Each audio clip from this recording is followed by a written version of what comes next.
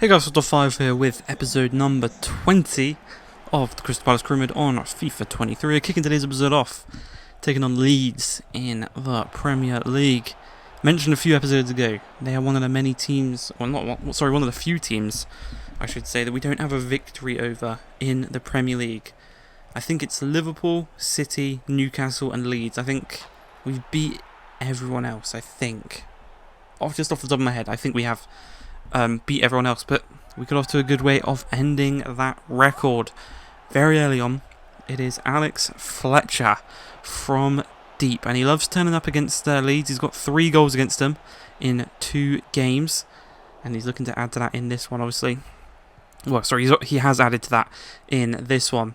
But yeah, he has been really, really good. He's probably been, alongside Martial and Eze, one of our top 3 outfield players this season.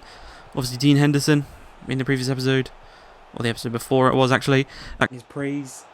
He was the right keeper to sign. We disrespected him a few times, but he's made some incredible saves, kept us in a lot of games, and he's finally kept some clean sheets this season. Not just one, I think he got 2 in the previous episode, so kind of, well, you can't double 0, but adding 2 to his tally this season in just 1 episode. You know, it's impressive, and he's so far against Leeds. Got 1 here as well, as Elise looks to make it 2-0. Lovely bit of skill from Fletcher against the Leeds defence. They just didn't know what to do, and he has been insane. I've said it before. But yeah, overall this team this season I think has been really good.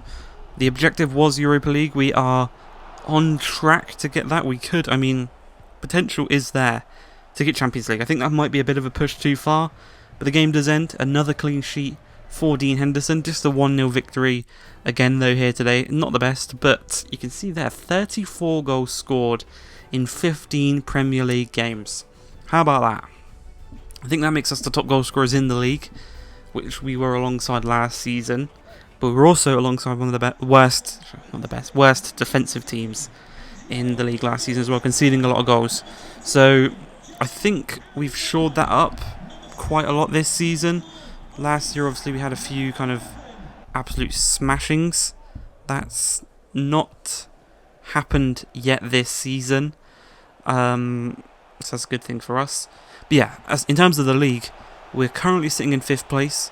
We're pushing, as I said, for Champions League, and it's a real possibility. Especially considering the form of Martial getting all these goals for us. As Elise dinks in the ball, that's going to be back-to-back games with back-to-back goals for Alex Fletcher. He's got another goal against another top 6 team. I think he scored against Chelsea, he scored against Spurs. I think he scored against Arsenal. I can't be 100% there. Now he's going to score against City. He scored against United as well, I think. So I think it's just Liverpool and potentially Arsenal left to go for him. But we give away the ball in a silly position. It falls to HAALAND. We kept him quiet last time round at Selhurst Park, but then when it came to the Etihad, he absolutely smashed us, tore us a new one. But things are looking good for us here at Selhurst Park. Obviously, Crystal Palace, they are probably one of Man City's very few potential bogey teams that they have. Palace in the past, they've been able to pick a result up against Pep Guardiola's Man City. They almost did it this year in real life, but Erling Haaland said no, no, no. Thankfully in this game though, he just missed a bit of a sitter, and he gave us the chance to counter-attack and maybe get a second. But you know Man City, you know their defence, you know their midfield. It was predominantly midfielders that scored against us for Man City last season, and that doesn't look like it's going to change this one time round, should I say. But Dean Henderson, as I said, form of his life right now, saving everything, got those cat-like reflexes like Spider-Man in goal. There's nothing really they can do. Another great save there on a Foden shot, cleared away, and there's a counter-attacking opportunity, but we got to try and quickly do it because, yeah, as you can see, they just win it back, they come right back at us, and we lose out the ball. HAALAND, out wide, up against Wan-Bissaka, kind of turns him inside out, plays it back out wide to their man in Cancelo, but we get it away, not quite far enough, and unfortunately, Wan-Bissaka's loss of possession, or having the ball stolen off of him, allows the ball to be played across to Hirving Lozano, the Mexican, formerly of PSV and Napoli, now at the blue side of Manchester. That's a pretty decent signing for him. Could have been a good one for us, I think, I feel like. But they are back on level terms. It is 1-1, and it doesn't stay like that for very long because Kyle Walker plays the ball to Silva. Bit of a fortunate bounce, you might say. Back to Walker, back to Lozano. He's already got a goal, and he goes and gets an assist for Yuri Tielemans, who scores against us once again. It's mental how we can keep Haaland quiet, but we can't keep their midfielders quiet. De Bruyne, Tielemans, Foden. I think Rodri got one against us last season as well. It's a really, really strange one, but in the 91st minute, Doucouré, he wins the ball, gives it away straight away, falls to De Bruyne, plays it back through to him, across to Erling Haaland, and he does get his goal. He does finally get his goal. That makes it 3 goals in 3 games against us. So, the record now looking a lot nicer than it would have maybe if he hadn't scored. But 3-1 is the score. We were 1-0 up. I think it's a bit disappointing in that one, but we gave it a good shot. We gave it a run, and we held the lead for a decent amount of time. But you know, it's City. At the end of the day, it is City. We're still not on their level. But we come on to the team, Watford at Vicarage Road.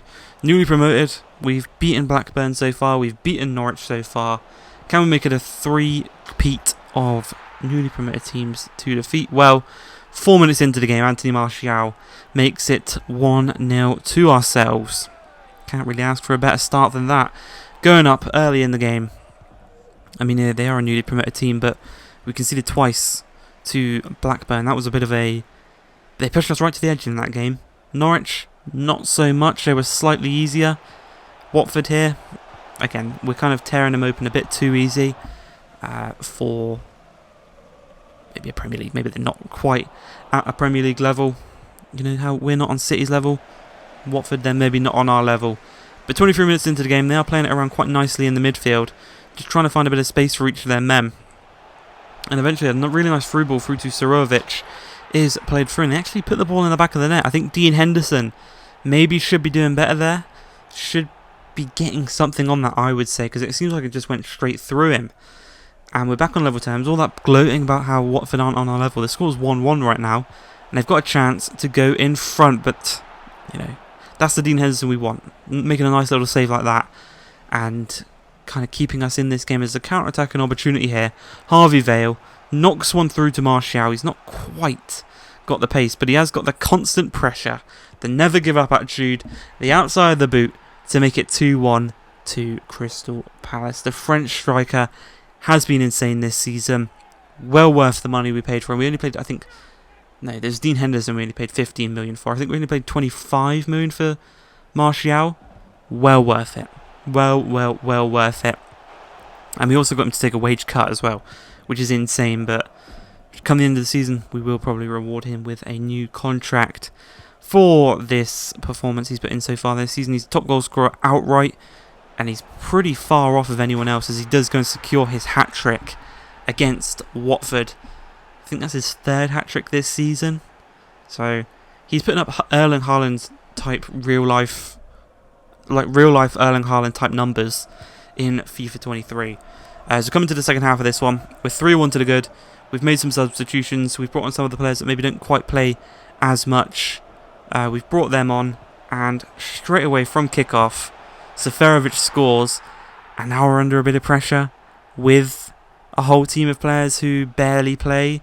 You can see the likes of Harvey Vale, Ola Aina, Edouard up top, Connor Cody's in at centre-back.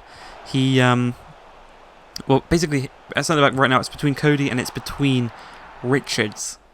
Cody seems to be the better defender. Richards seems to be the better kind of passing out from the back going forward. So it's a bit of a difficult one, but you can see we did survive to the 89th minute when Loftus-Cheek is taken out. That is actually going to result in a red card for Denner, his 2nd yellow card of the game.